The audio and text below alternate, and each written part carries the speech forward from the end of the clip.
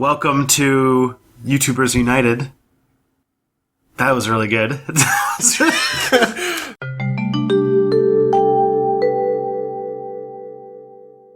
podcast by growing YouTubers for growing YouTubers. This is episode 2, I guess, even though we've recorded some other episodes. We're happy to be back with you guys, and we are happy to be making some major updates this week. Both Tristan and I, on our channels, are going through some major changes, and the best part of the major changes is that he and I can share those changes with you, and you can see, maybe learn from our mistakes, and learn from our growth, and learn from our revamps. We've both had some major developments since we last recorded an episode. That's true. And also, when speaking of the lost episodes and everything like that, basically our show has the timeline of Doctor Who. So we might be jumping backwards and forwards in time for random things, depending upon what happens. Yeah, we've gone through some huge changes, some huger than others. How about we start with you? Because by growing YouTubers, one of us grew more than others in the last little while. Yeah, it's been a really exciting month for me, nerve-wracking. I had a big moment in the last month.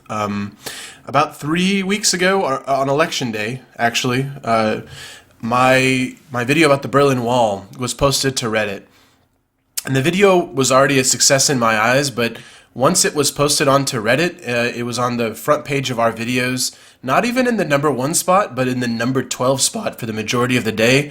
And it accumulated quite a bit of views, and that spilled over then into the algorithm somewhere in YouTube, and they ended up promoting the video about a week or two after that.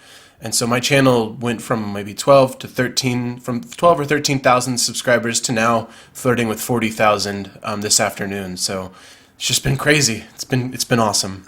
Yep, and I am approaching about a month since my last video, which is not a very good reason. Yeah. Yes. Something really exciting has been finished.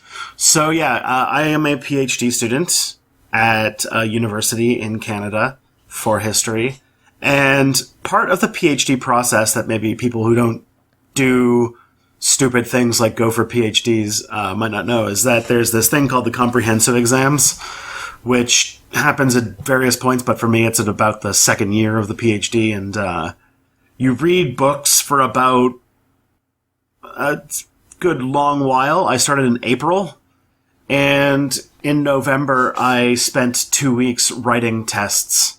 I pumped out about 40-some pages worth of writing in 2 weeks. Jeez. Then about a week later, I did an oral exam in which my 2 people who I worked with went through that paper and basically grilled me on everything I said. I came out the other end last Wednesday, and now I'm a PhD candidate, which is fun to say. And exciting. Yeah, but it also came with the reason I'm kind of optimistic about what happened is I don't know if this got into the show or not, but in an episode that either aired or didn't, or in one of our conversations, we had a debate back and forth about kind of the economy of making videos, and I said that regularity is important, and you were like, quality is more important. And I think we learned in the last few weeks who won that argument. Yeah. And one for us both, though. At least I hope that's the working theory that we're going to go for from now on. But if we get something right on this show, it's for the benefit of both of us and for the listeners of the show. So I can now conclusively say, at least for the next month or so, until something changes my opinion, that high quality is the way to go. Yeah. For sure, especially in the educational realm. I think that this is not something that we can say about things like vlogging channels, where regularity and relationship building is much more key, or gaming channels, where kind of the economy of watch time is much cheaper. And just to be clear what we're talking about here, we're not saying that everything has to be stellar quality. But when we say high quality, we also don't mean just uploading garbage for the sake of uploading garbage every day. What we're talking about is, are we uploading pretty high quality, or like putting in our heart and soul into a piece of content, which is what I tried to do in my last video, and the results were pretty positive. Yes. So to kind of build on this discussion, one of the things that's been big for me in Step Back Town is that this month away from making videos has made me kind of see my own channel in perspective and reevaluate the kind of stuff I'm doing. And that combined with the massive success you had with your Berlin video and kind of the power that just, you know, a little bit of love on Reddit can bring you, has resulted in me thinking, all right, there has to be a reason why there's no other education channel doing animated stuff, publishing as frequently as I am. And it's because I thought that my videos were, for like, you know, to lack of being diplomatic to myself, they're getting lazy. And I made a distinct effort to change up my process. And this is starting with my next video, which should be coming out later in the month. And will happen even further in future videos where I move to kind of a monthly schedule, but take more time with each video and kind of do everything much more in depth. Right. And just to, well, first of all, I don't know if we actually said this yet, but congratulations on finishing that hell week or hell couple weeks that you had there for your PhD candidacy. That's an awesome accomplishment. And second, and just for the listeners out there, this is an example of those moments when what we promised in episode 1 is that when it's going good, we're gonna tell you when it's not going so good, or when we need to make some fundamental changes. We're gonna be open and authentic so you can learn from us.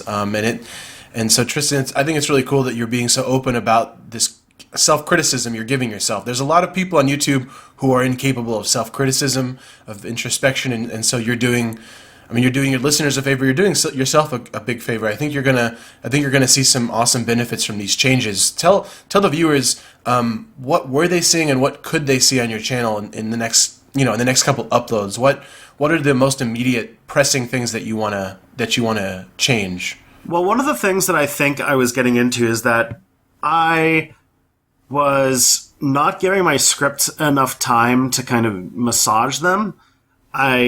This led to some issues with factual accuracy, not much, but I'm going to address that in a later video. But I feel like the slickness of my scripts needed a bit more time for work, you know, more work on the back end. And also, I think that I could do longer videos. I've had a lot of requests for longer, more in-depth topics, so I'm expecting my videos to change from instead of going from 4 to 10 minutes, going more from 12 to 20-minute videos. Mm-hmm. And also, not much is going to change on the audio end yet. You know, that requires equipment and stuff that I don't have. But on the animation end, I do plan on making a lot of changes in the way of less photographs, much more original art.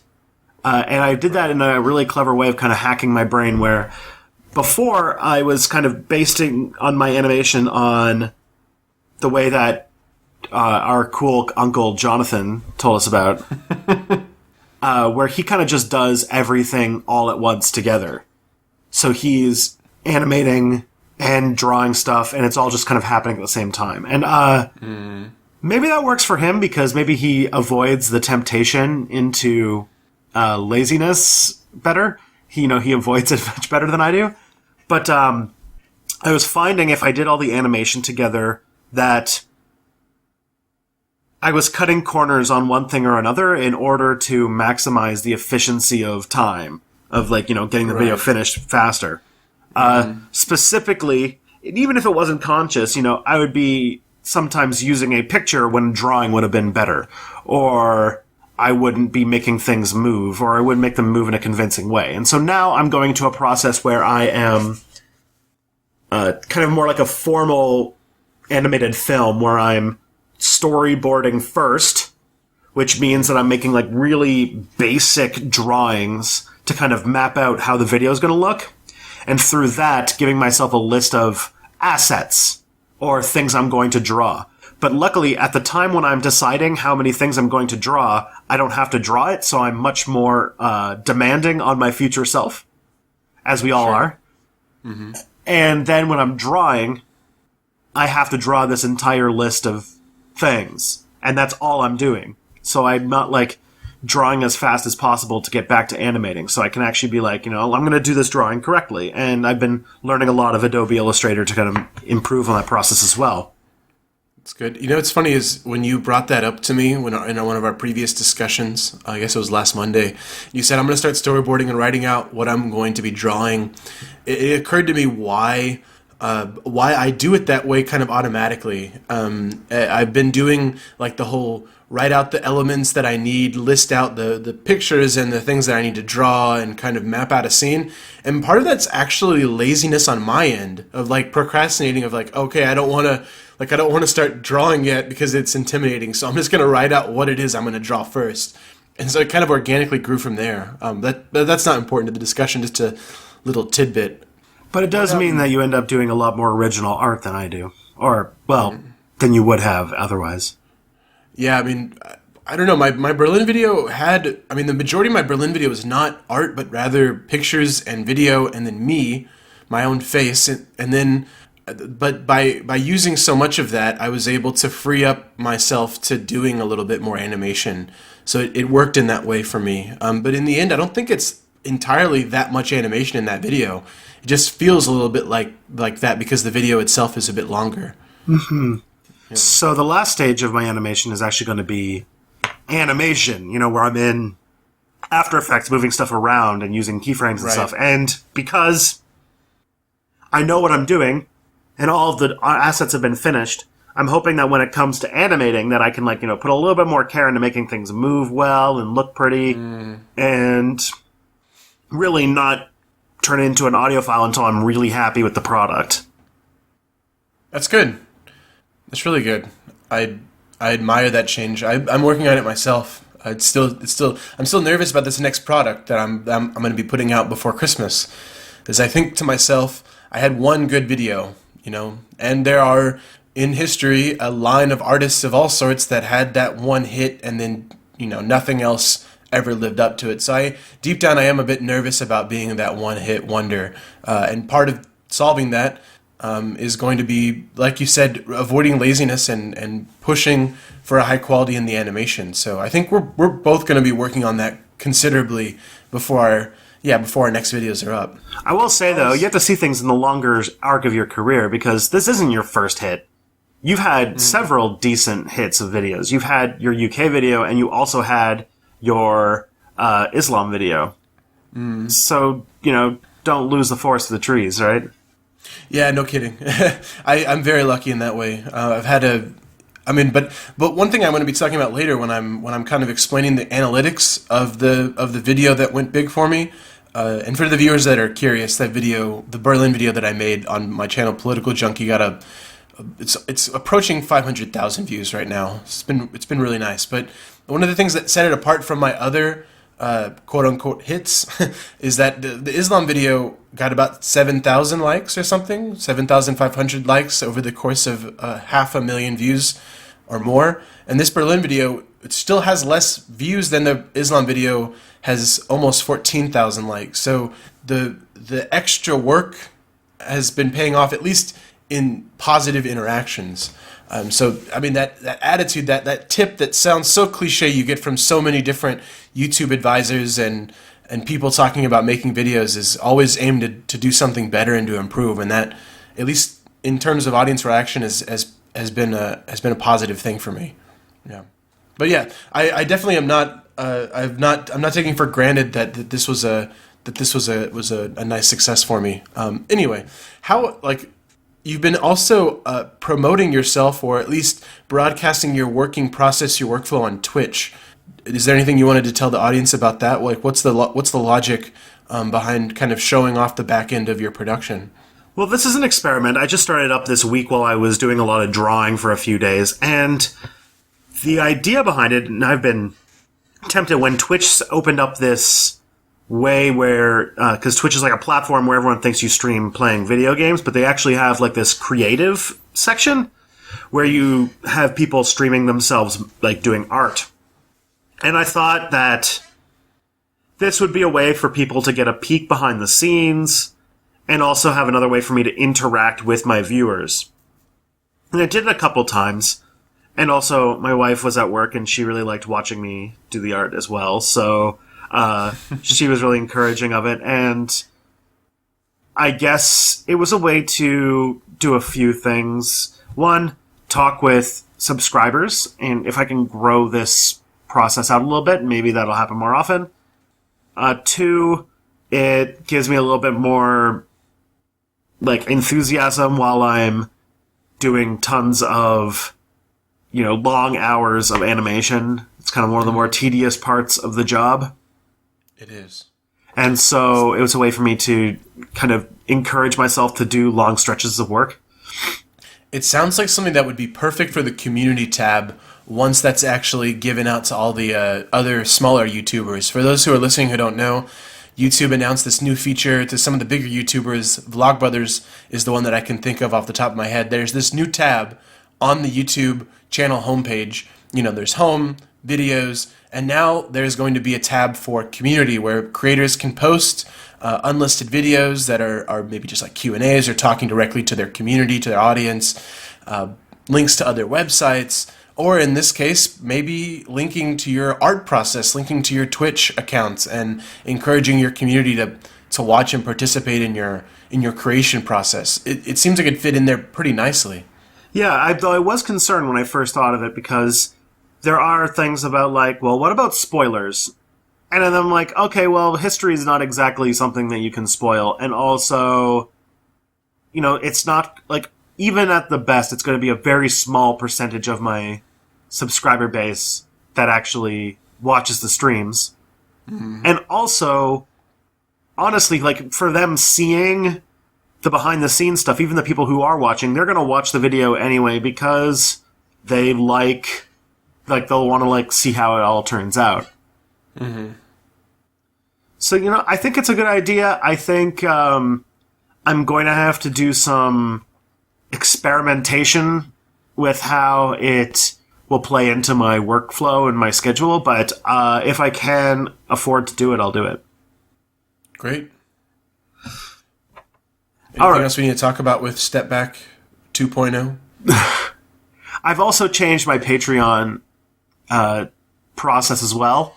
So I have a Patreon that used to charge per month, but because I'm slowing down the process, I think that I wanted them to reevaluate and think, what is a Step Back video worth? And also not feel like under the gun for producing every month. And so I switched to a per creation where people can evaluate how much money they want to give to the channel per video they see, and then have a monthly cap so I don't overdo it. But this way I feel like I'm having a more honest and less unfair relationship because, there might have been months when I had my Patreon up where I was producing multiple videos per month, or there might have been times where I could have gone a month without making a video, and neither of those are good for either them or me. So having a per creation thing results in a more honest creator-patron relationship. I totally agree. I don't know if we talked about this when you first launched your Patreon, but I know I at least asked you why you went for the month, because I don't have a Patreon, but were I to have a Patreon, I myself personally would do a per creation thing. It seems like the most honest way to do it. You're saying if you like my work, then you're going to pay for my work and not necessarily pay for my rent, or pay my paycheck. That's kind of how it feels on a monthly basis. Whereas it's almost like you're paying for a product then when it's per creation. Yeah, I did it with the mentality that I had a channel that was still producing 3 or 4 videos a month.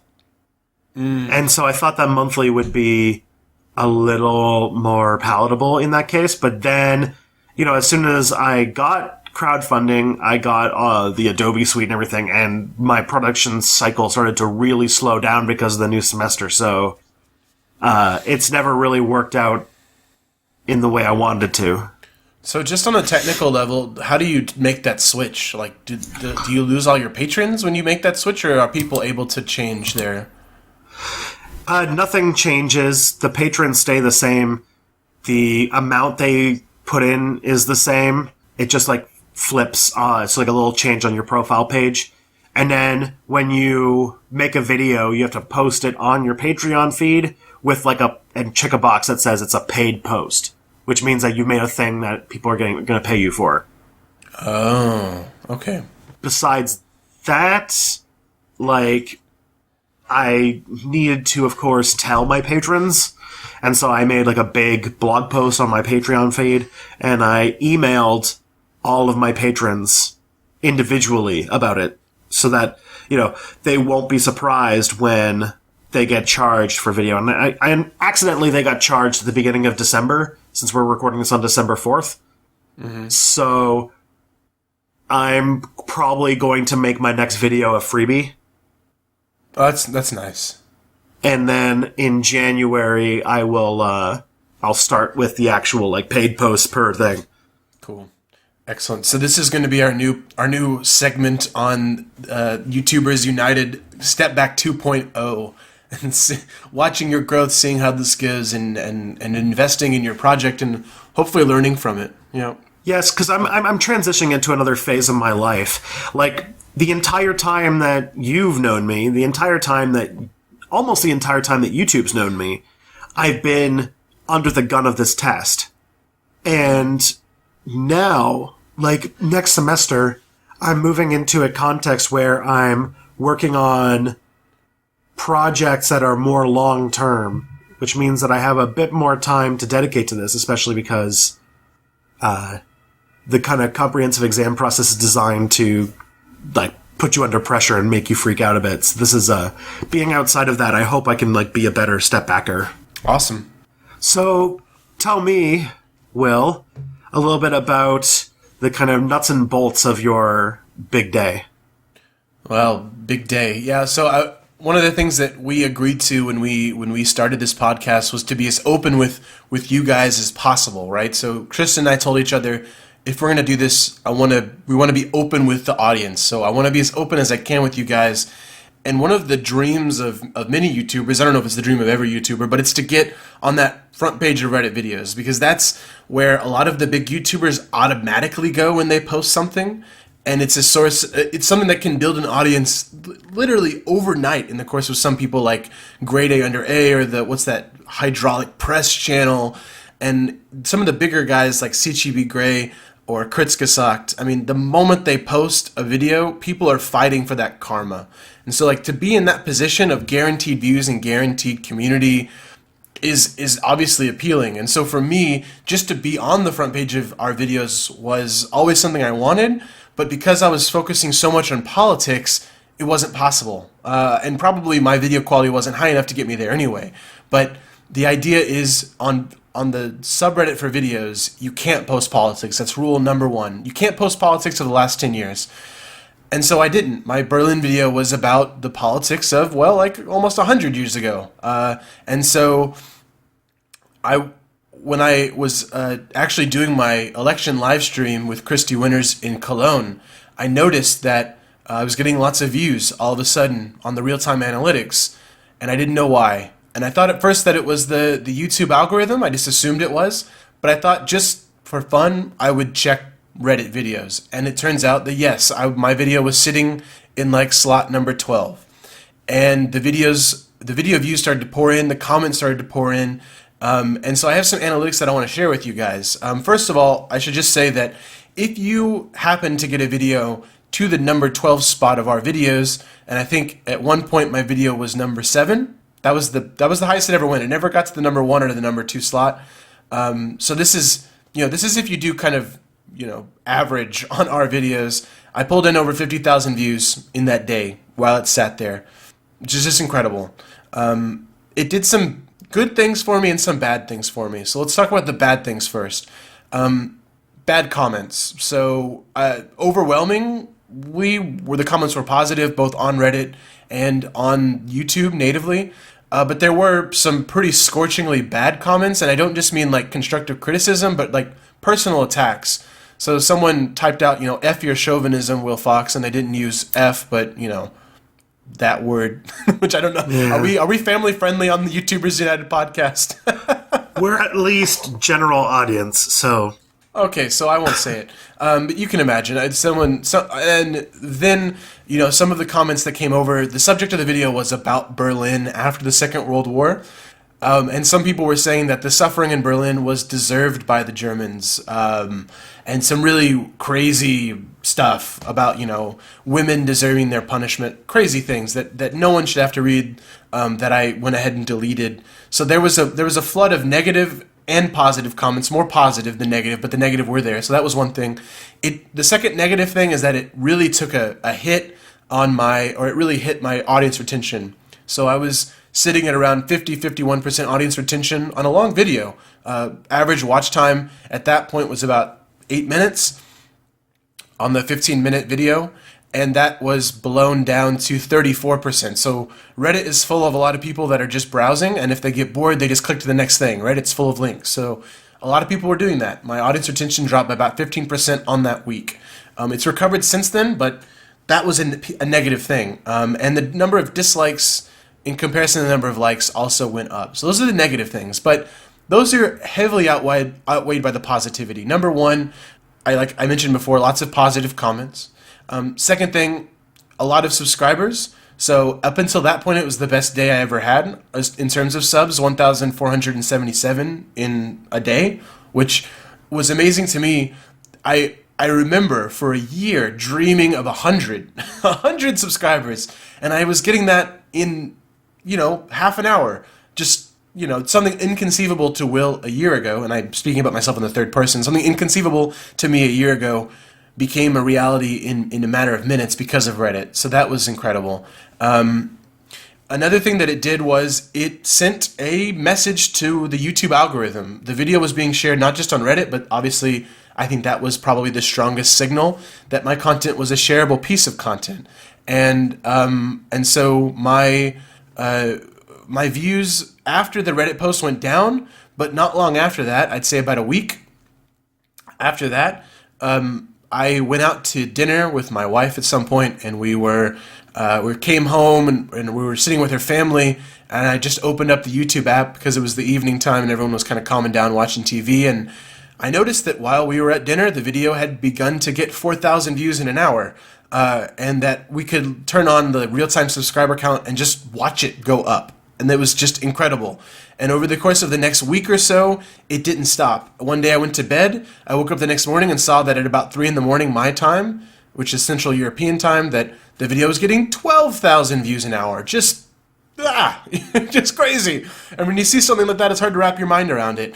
And again, lots of negative comments, but overwhelmingly positive comments. I had people from all over responding to me. So to give you guys the back end stuff, the highest I got was about 5,000 views in a day, and that's going to probably stand as my best day for a long time.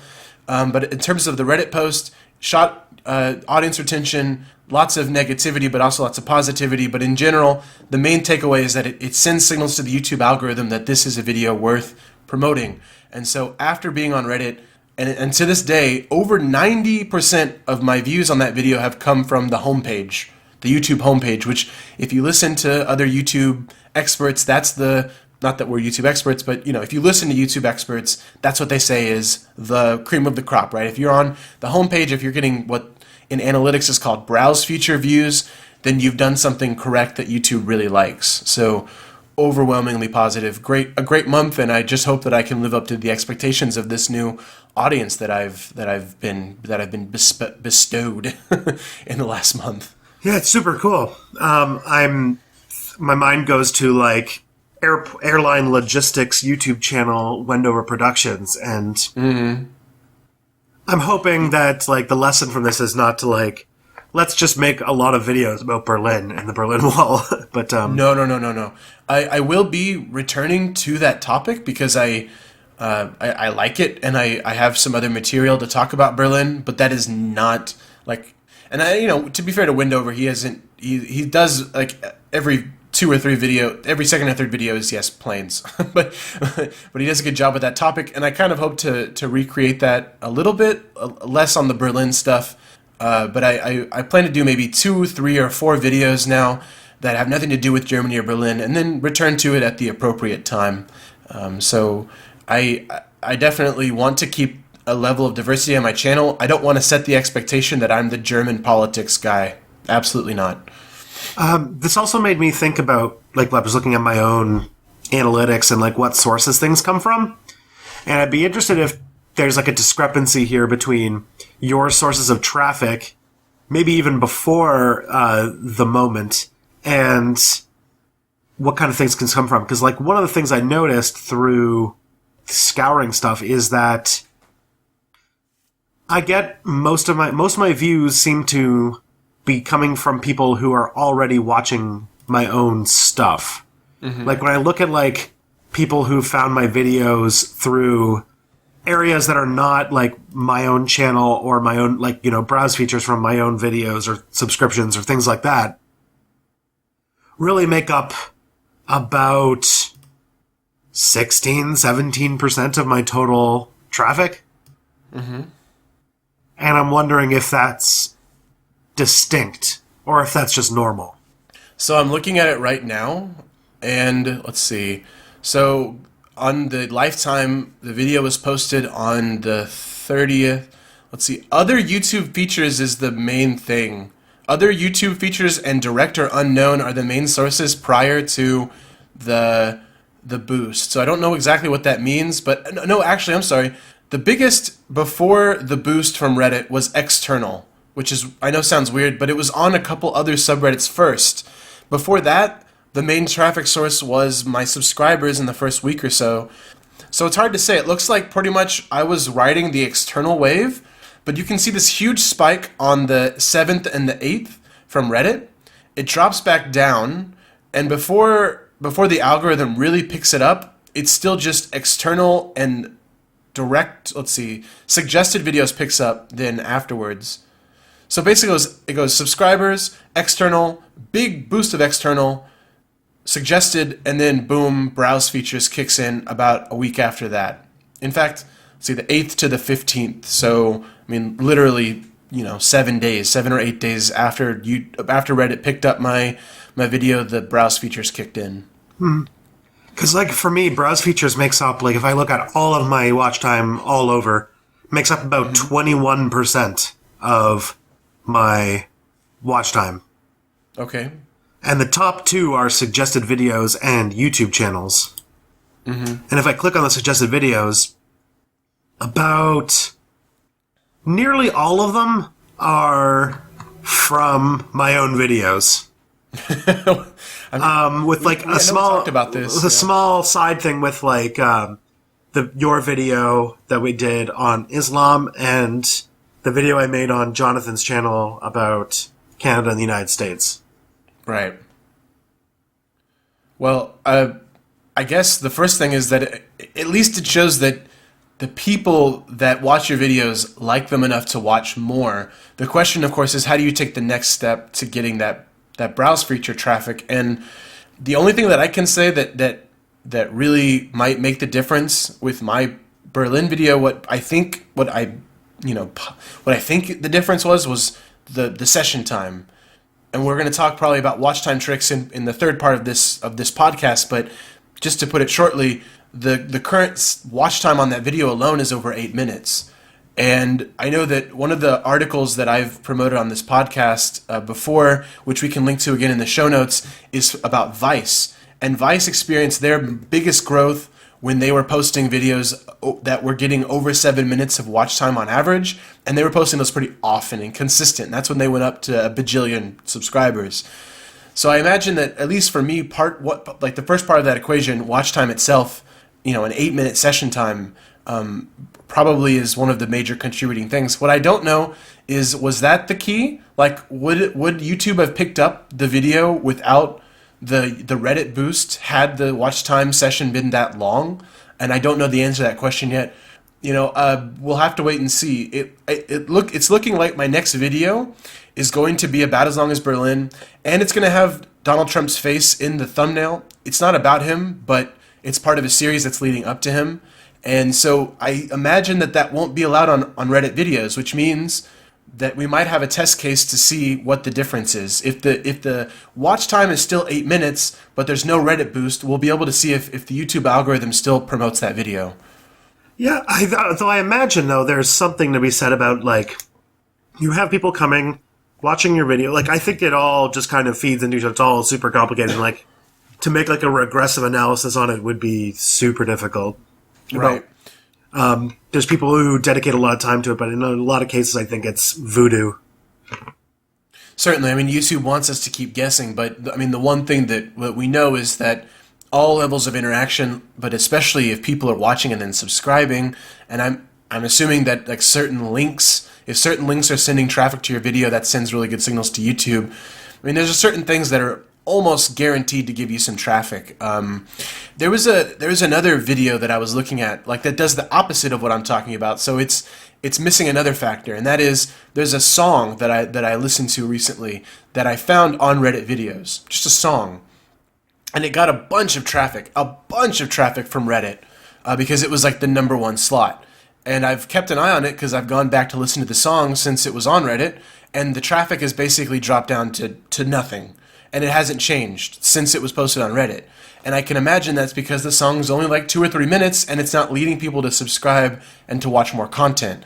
So you have someone doing the exact opposite of what I'm about to do, and you can see that their traffic, like, was not picked up by the algorithm, but exclusively came from Reddit. So it looks like, you know, there's more than just one thing. Like, being on our videos won't guarantee traffic after our videos if you're not sending the right metrics to the algorithm. Yep.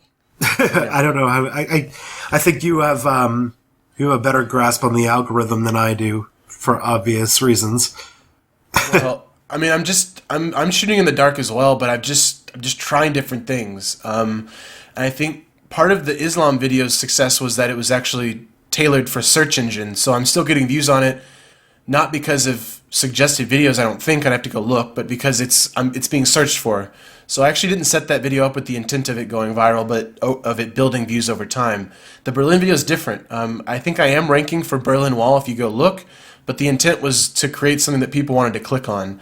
I honestly don't exactly know I obviously don't know how the algorithm works exactly, but I mean, we can keep sharing with our audience what we're learning over time. So what I know right now is that long session time and some sharing is, like, as you would imagine, great for a video. One of us is going to have to get over 1 million views at some point. When we cross that benchmark, and maybe we can have Jonathan on to talk about it, since he has hit that benchmark of 1 million views on one video, then we can see what other factors might contribute. But yeah, that's what I have so far.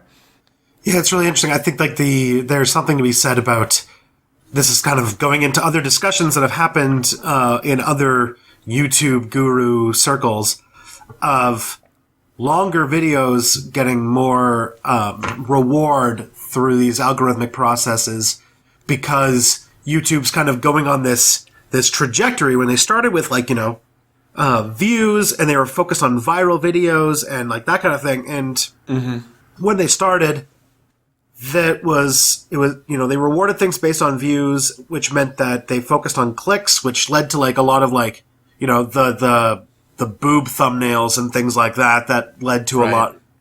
Then it looks like over time they have this idea where they want to become higher quality, kind of more like a TV station, and they want to encourage channels that regularly produce high quality content. And I think that's why they reward things like a good 20-minute video over, like, a good 5-minute video.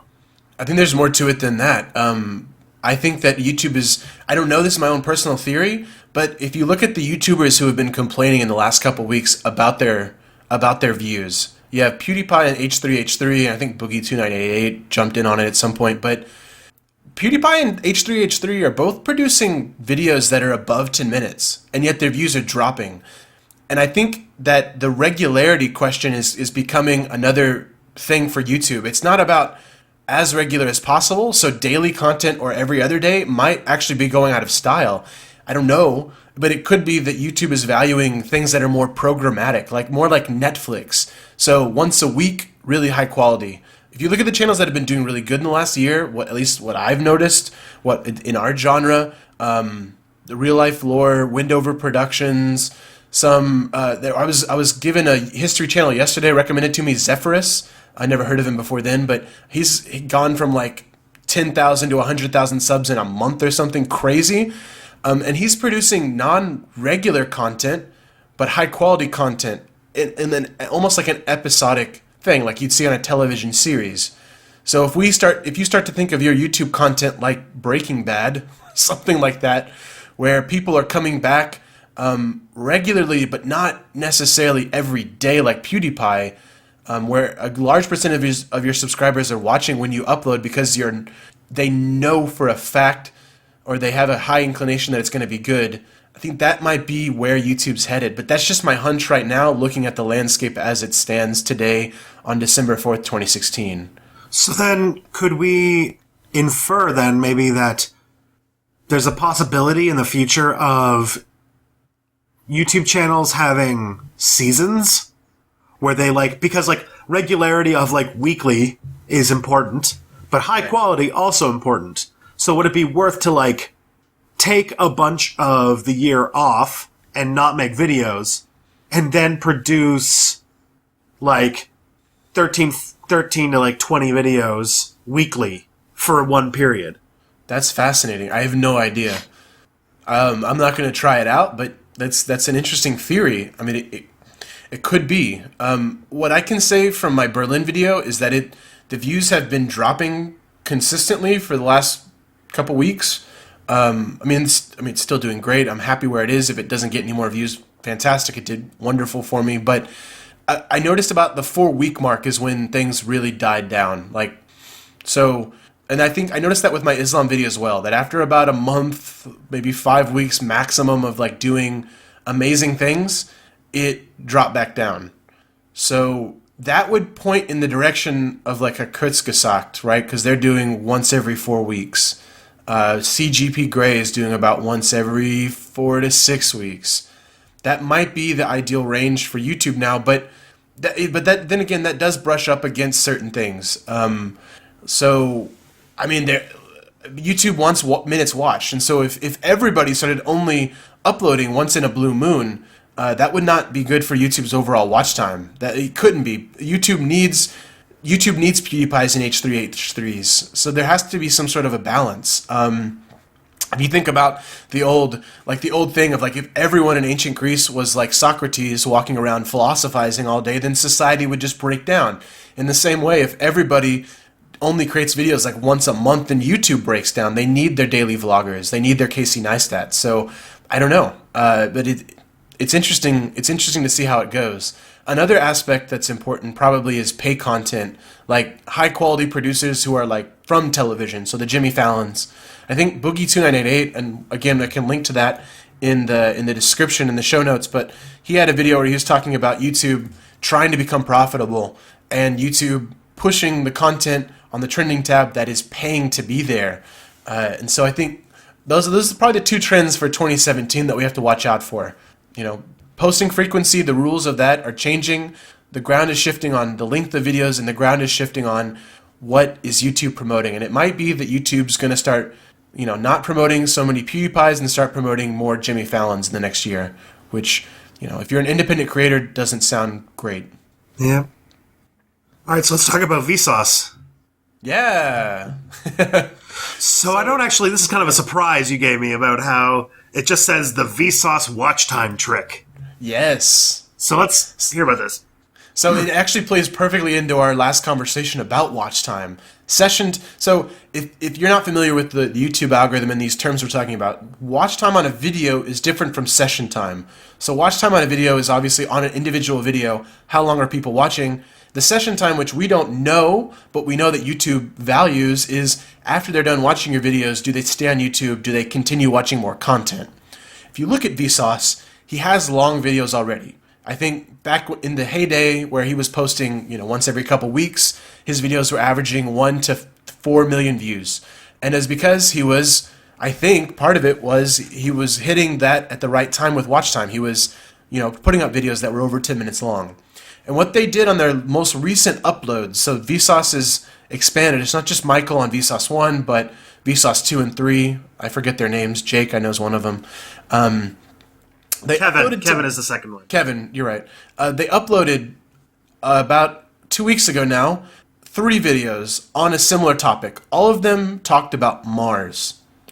And I mean, that in and of itself is good that they all upload on the same day. But what they did was they created a playlist of the 3 videos and put a link to it in the comment section. And they pinned it. So that was the top comment on all 3 of the videos. So if you enjoy one of the videos, you'll click that custom playlist link that's at the top of the comment section that is customized to open the next video in the playlist.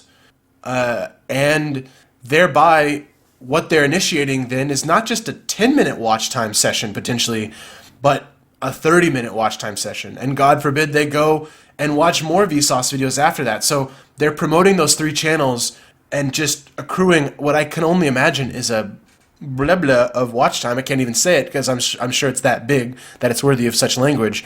And so I think that's a brilliant trick. My own trick, which I want to talk about, I'm sure you've noticed if you've looked at my comment section, is I tend to put links to videos in my comment section as well and talk about them at the end of the videos. But what they do takes that a step further. They're not just promoting that you watch other videos, they're promoting other videos on their own network of the same topic and of this, like the similar style, that Vsauce genre, I guess you could call it now. So just, in my opinion, brilliant trick that I'm sure if we went and looked, the numbers would back us up that all 3 of those videos did really well. Yeah, and that's a really easy thing for you to do, too. You could we have the new pinning of comments feature, which, it was a reasonably big deal, but one thing is you can make a comment by you at the top of your comment section so that everybody sees it, because people were doing this before where they were putting a official comment in the comment section and it would usually drift to the top, but now you can do it like where there's like a special, it's like a star or something to say like, look, the creator made this comment pinned. And it might be something interesting. You're getting at like what Vsauce is trying here looks like it's successful, and what you're doing with yours, and maybe something that we can take away as our actionable advice here, is maybe make a comment on each of your videos, and with it, have like a link to another video or a playlist, even better, of things that are similar, applicable. So like say, for example, just like look at my most recent video, or look at my series, right, on Who Discovered America. This is like this thing that I've been making that's a little bit of fan service by this point, but still pretty popular. And I'm on my 3rd iteration of this series. Maybe I should put a comment that's pinned at the top of it saying, hey, you should watch the whole series, and then have a link to the playlist. I should give one caveat to this, and one that I don't quite know the answer to yet. I guess I should just go look right now, but I've considered, when I've been listening to people like Tim Schmoyer and Daryl Eves, when they talk about watch time is king, session time, watch time, promote it in any way you can. So that's how I've been focusing my channel for the last few months, but especially with these comment things. And so with my Berlin video, the video I'm pushing the most, which is a great video in and of itself, but just happens to serve my purpose well, is a 1-hour video from a channel called Rubos, who makes videos exclusively about Germany. So I was able to push a 1-hour video, which, if anybody watches a 1/10 of that, then I've already doubled what their session time was before they clicked my Berlin video. But the one concern I have is that, I think it was Daryl Eves said, if your links open a new tab, so like if you link your Patreon in your description and they open that Patreon link, that ends their session time, and it ends the timer that YouTube has on your viewers, which inadvertently then damages your video. That's not to say you shouldn't have any external links on your videos, but rather to be strategic with them. And so I wonder if the YouTube links that you leave in the comments open a new tab, does that end the session time? That's what I don't know. And actually, I'm gonna mute my computer and find out this answer now. I don't know why I've never checked it before. Maybe I was too afraid of the answer. Let's see. I open my Berlin video now. Hi, I'm the political junkie. Yeah. This is also a thing that's making me think, too, is that one of the things that people used to do before the new end cards, when they, annotations, is they would make these link annotations for social media and stuff like that. And those would actually be rather damaging because, maybe you should, when you're putting social media information in a video, don't have a link, just have the name of the username. And, through the osmosis, people will find your social links. Right. I mean, it's on your channel page, and if they like your channel, they'll probably check it out there. And people are getting kind of used to the ritual of seeing at something and thinking, oh, I can get that on Twitter. Yeah, definitely. I just checked. It doesn't open a new tab unless you do the tab click on your mouse. It'll just open another. It just opens the next video. So that should not end your watch session. Your session time. Sorry. What am I trying to say? Your watching session. Whatever. It doesn't. It shouldn't end any of the timers that YouTube has going. You're right. I mean, I don't know. It's one of those balance things, right? At some point, you have to promote your Patreon or you have to promote your Twitter or whatever your goal is. Because as we've seen, the YouTube algorithm does change. And for example, if today my channel disappeared, I'd be up a creek. Because I haven't built a big presence off of YouTube yet. YouTube wants us to build a presence inside of YouTube, which is why the community tab is going to become a thing. So that you don't have to push people to Twitter, you can push them to the community tab. I don't necessarily have a problem with that, but it does put us in a tricky situation where you have to be very strategic with your calls to action. If you want to build a Twitter following, it's probably best not to do it on your video that you want to go viral. I mean, that's what I can infer from the information we have from YouTube, is that if you're ending session times, if you're telling people to go away from YouTube, you're hurting yourself unless you're being strategic, unless you're being, conscious. If every video you're telling people to go away off of YouTube, then you're doing damage to yourself and your community. Yeah, it's making me think that things like a Patreon link makes sense because a Patreon link, not many people click on it anyway, but everyone who does, you really want them to. Exactly. Twitter, not so much, but there's a way to get around that, right? Because people you could just have the Twitter information on the page. I feel like Twitter is one of those things, or social media is one of those things that people gave too much emphasis on building. And so they had the kind of click through links and stuff like that to kind of get onto their social media pages. But it's still useful for wanting to connect with your super fans.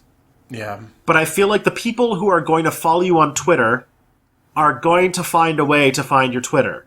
And you don't have to, you can kind of circumvent the clicking by just saying, look, here's my Twitter. It's in the corner here. It just says @TristanPEJ, which is my Twitter, by the way. They could just put it in their phones. They don't you don't need to give them a link. Yeah, I think one of the other YouTubers that's been doing great with this is Windover. Again, I forget his real name, but he probably doesn't want us to tell it anyway. But the Windover Productions guy, every time he gets to the front page of Reddit, he will, I guess he's got a if then that algorithm set up where every time he gets on the front page of YouTube, he also gets an email telling him that, or a text or something, because he's always there in the comment section before anyone else. And he always leaves a comment saying, hey, I'm the creator. If you like this, follow me on Twitter. So he's doing that on Reddit, where it doesn't matter if people are leaving Reddit. That doesn't hurt your video. Upvotes are what matters on Reddit, not watch time. And so he's able to filter people into his Twitter without damaging the video. I think that's really strategic and smart. I don't know if he promotes his Twitter at the end of a video. I am willing to admit that usually when it comes to the call to action section of videos, I click away. But next time he publishes a video, I'll check that out to see what his calls to action are like. But if he is promoting on Reddit and not on the end of his videos, then I think he's being pretty smart about it. Yeah. And I mean, we could probably talk forever about dealing with Reddit because I think that there's a lot of stuff that we can get into, but we're rapidly running out of time. The hour is nigh. Because I do want to get into how Reddit is changing in a lot of very fundamental ways, and one of the things that you need to be aware of if you want to get into the Reddit market, and this is kind of a real moral choice for you, is that Reddit is rapidly becoming extremely politically right-wing and conservative, and this is if you are critical of conservative politics, you will have issues promoting your stuff on Reddit. And you have to be aware of that. Yeah, I guess I would disagree with you. I've been on Reddit for a long time. I mean, you are not wrong in that Reddit's average user is becoming more, I don't even know if you'd say conservative, but whatever the heck the Donald is, that's what Reddit is becoming. But I guess we don't want to get too political on the podcast. I leave it to say that if you are on Reddit, if you're a user and you have an account, you can customize what you see. So you don't have to subscribe to R the Donald. You don't have to see that. You can subscribe to all the really high quality subreddits that are interesting to you. But yes, Tristan is correct in warning, and this was true before R the Donald or any of the other, harassment subreddits became a thing, is that, yeah, if you post on Reddit, you have no control of the comment section, and you should be prepared to get some hate. I know that every time I've had a video on Reddit, it's gotten hate. Every single one. I've gotten, comments on the video itself being crap, or my personal appearance being bad, or, I don't even want to repeat the things that I've gotten. So that is true not only on YouTube, but on Reddit. And the difference is that on Reddit, you can't control it, right? Unless you're moderating your own subreddit, you can't delete comments that are harassment. That you have to wait for a real moderator, a Reddit moderator to do that, or hope that it gets downvoted until it becomes invisible. Yes. So I think maybe it's just a situation like if you have to realize the demographics of different places. So like if you want to do really well on Reddit, there's one thing to do well on like one of the millions of tiny subreddits, but if you want to get big on big ones like our videos like you did, you have to appeal to the default demographic of Reddit. And if you want to make videos for that content, you have to know there's a lot of right-wing conservative people on Reddit, and you have to make sure that your content doesn't challenge them. Because if it challenges them, they'll downvote and it'll be gone. I guess we have. I don't want to challenge you because I don't know, but the stereotype of Reddit since I've been on it has been that we're like all of us Redditors are big liberals and like our politics is just our Hillary Clinton or our Barack Obama, our DNC. Reddit obviously is changing, and I think what would be interesting and to talk about in a future episode are the demographics of Reddit, because I haven't looked at Reddit demographic info in a while. I can safely assume that Reddit demographic is still 20-something white guys. That's what it was before. I'm sure that's what it is now. But political affiliation of Redditors, besides the stuff we can see on the front page, we don't know. The one caveat I would give also to you, Tristan, about Reddit is that R the Donald has actually been gaming the what algorithm Reddit does have. They sticky things on their front page, and their R the Donald people know that's what they have to upvote. So they're strategically pushing their stuff into the front page of Reddit, and there is backlash on the side against it. That's not to say that R the Donald isn't there, but that Reddit hasn't just flipped to be like a Republican website all of a sudden. It's a slew of white guys, myself included, and I know that I haven't become a Donald Trump supporter in the last year. So yeah, I guess like the thing I'm saying is like when the way Reddit works, the way the upvote and downvote works, is like all you need to do is have your video appeal to 50% or be disapproved by 50% of the people who see it, and it's disappeared. Oh, okay, I see what you're saying. So, like, you have to make something successful on Reddit. It has to have almost unanimous support. So it can't challenge anything. Because if you get even a quarter of the people disliking it, it's gone. I know that, again, I'm not, well, I guess we're arguing now. This is fun. So I have evidence to the contrary. I had a video, this was a long time ago now. My CPG Grey ripoff, or CGP Grey ripoff, was this UK elections video that got 20,000 views, which at the time felt like 1 million views. And I posted that myself to our UK politics, I think, and it got upvoted to the top. But that came with a slew of people downvoting because I had called the the UK Independence Party racist in the video. And so it got a lot of hate from probably the same people that would be like ardent Trump supporters were supporting UKIP and that, Nigel Farage, best buddy with Donald Trump. And I can only assume, I'd have to go back and look at the post, but I can only assume that got a deluge of downvotes as well on our UK politics. So, I don't know what the cutoff is, but it looks like if you are controversial and you get some downvotes, that's not necessarily a death sentence on Reddit. It just depends. I imagine it's context sensitive. This is just a thing this is my rationalization for why my videos don't do well on Reddit.